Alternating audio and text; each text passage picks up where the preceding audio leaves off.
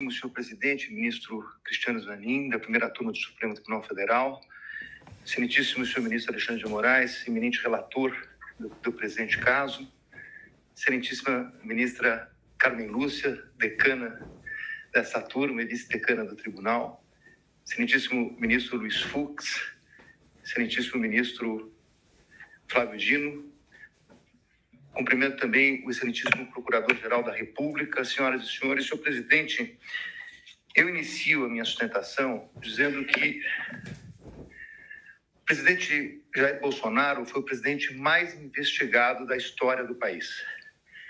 Uma investigação que perdurou por anos, que começa com o objetivo de investigar uma live de 4 de agosto de 2021, em que se autoriza a quebra de uma nuvem do seu ajudante de ordens, o coronel Cid, que hoje é delator, que perdura por meses essa investigação da quebra, com vários objetos diferentes.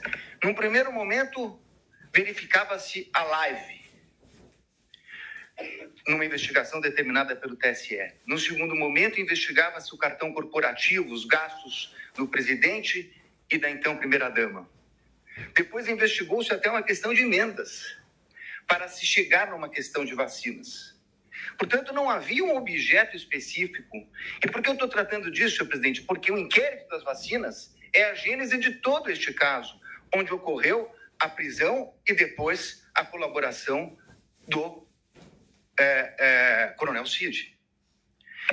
E o que se achou, senhor presidente, depois de tudo isso? Que foram determinadas buscas e apreensões, foi feita a quebra de nuvens, o presidente foi investigado, buscas e apreensões. O que se achou com o presidente? Absolutamente nada. E com todo o respeito e com toda a vênia, ilustre Procurador-Geral da República, eu contesto essa questão do documento achado no do Partido Liberal.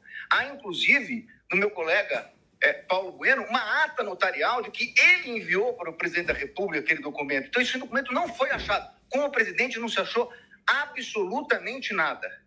A partir daí, restava a versão do delator com uma minuta que estava no seu telefone tratando de uma questão de estado de sítio e mais absolutamente nada. Então, vem a denúncia. E a denúncia é feita, efetivamente, com duas novidades. Porque, com o estado de sítio, e baseado na palavra exclusiva do delator, seria difícil a propositura de uma ação penal. Então, traz-se uma narrativa que vem, efetivamente, do começo de atos de pronunciamento do presidente da República,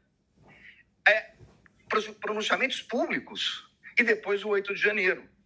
Sobre esse primeiro momento, senhor presidente, eu me permito até fazer uma digressão sobre o mérito antes de tratar das preliminares, mas é importante dizer que sobre esse primeiro momento, nós temos efetivamente uma acusação do Procurador-Geral da República de 2 artigos gravíssimos do Código Penal que tratam do golpe, e de golpe contra as instituições democráticas e contra o governo legitimamente eleito.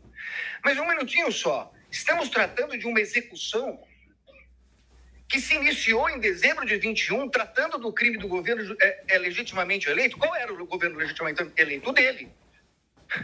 Então, esse crime é impossível, com todo respeito. Falar-se em execução de crime contra o governo legitimamente eleito, que era o dele. O governo legitimamente eleito veio no final do ano de 22, com as eleições. Então, como se falar em tentativa, em início da execução? E mais, como se falar em início de execução por pronunciamentos de lives, quando os 2 tipos penais têm elementares do tipo a violência ou a grave ameaça? Não existia violência nem grave ameaça. Então é impossível falar dessa execução. Como eu disse, é porque não existia nenhum elemento. Então começa uma narrativa a respeito de pronunciamentos públicos. Para terminar no 8 de janeiro, que nem a Polícia Federal, que utilizou, como lembrou meu colega, mais de 90 vezes a expressão possivelmente, que não havia certeza, nem a Polícia Federal, que se utilizou dessas possibilidades, afirmou a participação dele no 8 de janeiro. Não há um único elemento, nem da delação. Aí me criticam que eu digo que a delação não vale nada e estou dando... Óbvio, porque nem o delator que o acusou fez qualquer relação dele com o 8 de janeiro. Não há uma única evidência a esse respeito. Portanto, apresentou-se uma denúncia. Com essas duas circunstâncias, e eu não tenho tempo, senhor presidente, tenho que falar rapidamente, mas essa denúncia, quando veio, o ministro Procurador-Geral da República liberou 8 PETs no dia da apresentação da denúncia. Ele foi intimado, meu cliente, um dia depois. O segundo dia já era prazo. 8 petições, 45 mil documentos. Que até agora, senhor presidente, por Deus que está no céu, eu não sei dizer o que tem esses documentos relacionados com a ação penal. Essas 8 petições, eu não consegui verificar sequer relação. São 45 mil documentos. Na verdade, é um quebra-cabeça que foi, na verdade, exposto à defesa. E aí, na sequência, senhor presidente, eu queria tratar de uma preliminar que já meu colega que me antecedeu na tribuna fala da relevância do caso. Não é só a questão da relevância do caso, é a questão da competência. A minha questão principal é que o Supremo Tribunal Federal, na portaria do ministro Barroso, que encaminhou para as turmas das ações originárias, ele faz um destaque a respeito da questão do presidente da República. Então, o presidente da República, se crime houvesse contra o presidente da República, seria julgado pelo pleno do Supremo Tribunal Federal. Ora, se o Supremo Tribunal Federal entendeu agora, num julgamento que foi concluído recentemente, após a apresentação da denúncia, que a competência se prorroga e que os detentores de foro, ainda que deixem suas respectivas funções, passem a ocupar, saiam da prerrogativa de foro e o delito será julgado pelo Supremo, prorrogando a competência que detivera aqui no momento que ocupava o cargo. Qual era a competência? Era do pleno, porque ele era presidente da República e chegou a ser investigado como presidente da República. Muito bem. Mas com base nisso, senhor presidente, o que nós temos nessa denúncia? A prova da defesa, substancialmente, é uma prova negativa. É uma prova negativa. Não fez, não participou, não aderiu, não autorizou. É uma prova negativa. Então, seria muito importante, e eu reconheço o ministro Alexandre de Moraes, Vossa Excelência despachou comigo no Salão Branco, e é verdade o que Vossa Excelência coloca, que todos os elementos da denúncia, citados na denúncia e no relatório da Polícia Federal, estão nos autos. A conversa de Mauro Cid, citada na denúncia, está realmente nos autos. Nós tivemos acesso quando é escrito por escrito, quando é por áudio, por áudio. O que não está na denúncia é a completude da mídia. Como disse o meu colega que me antecedeu. Então, senhores ministros, a pergunta é o seguinte: se eu não tenho a mídia completa, nesse momento de preliminares, não seria o caso de a defesa poder suscitar, se fosse o caso, a cadeia de custódia da prova? Mas eu não tenho a completude, eu não tenho os telefones, eu não tenho as mídias. Há uma discussão muito grande a respeito desse plano punhal verde e amarelo. Há uma reunião. Seria absolutamente imprescindível verificar as demais mensagens que foram passadas naquele dia. As outras mensagens que foram passadas pelo WhatsApp. Os outros documentos que estão na mídia. É essa a reclamação da defesa. O que nós temos, e temos tudo que a denúncia citou e tudo que o relatório da Polícia Federal citou, mas esse é o recorte da acusação. Com todo respeito, a defesa tem direito a fazer o seu próprio recorte.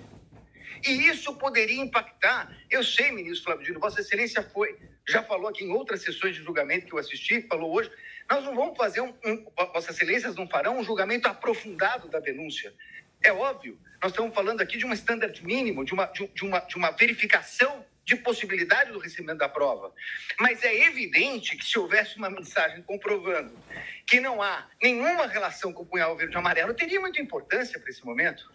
Porque nós estamos falando de um recebimento de uma denúncia gravíssima, por fatos gravíssimos, que o presidente da República não tem nenhuma relação com o punhal verde e amarelo, Operação Luneta, Copa 22 e assim por diante. Então, a verificação das trocas de mensagem, A partir do momento que Correios dizem que falaram com o comando militar, que pediram audiência no Planalto, na Alvorada, que tiveram lá, o que disseram? Isso não consta. É essa a importância de verificar toda a questão. Me encaminhando para o final, senhor presidente, eu gostaria de tratar a questão da delação premiada. E aqui eu queria tratar de duas questões, que inclusive estão sendo confundidas. Aliás, tudo que fala a defesa na imprensa sai de uma forma um pouco distorcida. O que foi questionado pela defesa, ministro Zanin, é o fato de que o delator rompeu com o acordo quando vazou a delação. E saiu na revista Veja. Diz ele que foi um desabafo. É estranha essa expressão desabafo, porque no desabafo ele diz que não tinha voluntariedade. Isso não é um desabafo. Na versão dele atual, isso teria sido uma mentira. Mas vai lá. Falou com o primo, com o irmão, com o cunhado. Senhor presidente, a lei não autoriza o delator, o contrato de colaboração, não autoriza o delator a falar nem com o irmão, nem com o cunhado, nem com a mãe. Não autoriza. Ele, inclusive, estava proibido até de ter contato com o pai, se salvo engano meu, e a partir de um determinado momento que era investigado. Se ele falou com o cunhado, e se isso foi vazado, essa é uma responsabilidade dele. Disse, mas essa é uma questão formal. É verdade, é uma questão formal. Só que mais adiante vem uma questão de que a Polícia Federal diz que ele mentiu, omitiu e se contradisse. E aí, senhores ministros, essa é a minha maior crítica, a questão da delação. Por quê? O Supremo Tribunal Federal, num voto de grande detalhamento do ministro Dias Toffoli, diz o seguinte: delação é um meio de prova. O delator conta uma história, as autoridades buscarão as provas de corroboração e só assim ela poderá ser utilizada. O que aconteceu nesse caso? Ele falou, segundo a Polícia Federal, ele mentiu, omitiu e se contradisse. E então há uma audiência para que ele tivesse oportunidade de se corrigir. Mas aí, com todo respeito, há uma inversão. Porque, na verdade, não é o Estado que foi buscar as palavras de corroboração dele. O Estado foi buscar as provas de corroboração do que ele disse. É o contrário. O Estado trouxe indícios e ele se adequa aos indícios trazidos pelo Estado. É completamente o inverso. Com todo respeito, ministro, é o inverso. O delator tem que falar e o Estado tem que trazer as provas para condenar alguém. O que aconteceu aqui é que ele falou, mentiu, e o Estado tinha indícios, e aí ele se adequa ao Estado. E aí, com todo respeito, vem a denúncia do seguinte, inclusive, o colaborador, nessa versão do colaborador, foi corroborada pela Polícia Federal. Não, desculpe, ele não foi corroborado pela Polícia Federal. É o colaborador que corroborou a versão da Polícia Federal. É exatamente o inverso disso. E numa audiência que se traduziu numa coleta de provas. E essa é a insurgência da defesa. Porque nesse momento, essa coleta só poderia ser feita, com todo respeito, pelo procurador, pela polícia e não pelo Poder Judiciário. Então, senhores ministros, para terminar, eu quero dizer o seguinte. Eu entendo a gravidade de tudo que aconteceu no 8 de janeiro. Mas não é possível que se queira imputar a responsabilidade ao presidente da República o colocando como líder de uma organização criminosa quando ele não participou dessa questão do 8 de janeiro. Pelo contrário, ele a repudiou. E mais do que isso, ministros, nesse tempo que não é possível discutir a questão aprofundada de provas, é importante dizer, senhor presidente, que enquanto a Polícia Federal fala possivelmente, enquanto a denúncia traz conjecturas, como a impressão do documento no Palácio, que teria tido conhecimento dele, o fato concreto é que o acusado de liderar uma organização criminosa para dar golpes socorreu o ministro da Defesa, nomeado pelo presidente Lula, porque o comando militar não o atendia. Foi o presidente que determinou a transição. Foi o presidente que determinou que eles atendessem o ministro da Defesa que assumiu em 1º de janeiro. Portanto, encerrando, ministro, não é possível que se queira dizer que é compatível com uma tentativa de golpe, com o uso do comando militar, quando o presidente da República autoriza a transmissão do poderio limitar no começo de dezembro. No começo de dezembro, antes da data do dia 15, antes da data do dia 11. E, portanto, senhores ministros, eu ratifico as nulidades que foram colocadas na minha peça, apreciada por Vossa Excelência, e peço a rejeição da denúncia. Agradeço pela atenção. Muito obrigado, senhor presidente. Agradeço ao doutor Celso Villard e concedo a palavra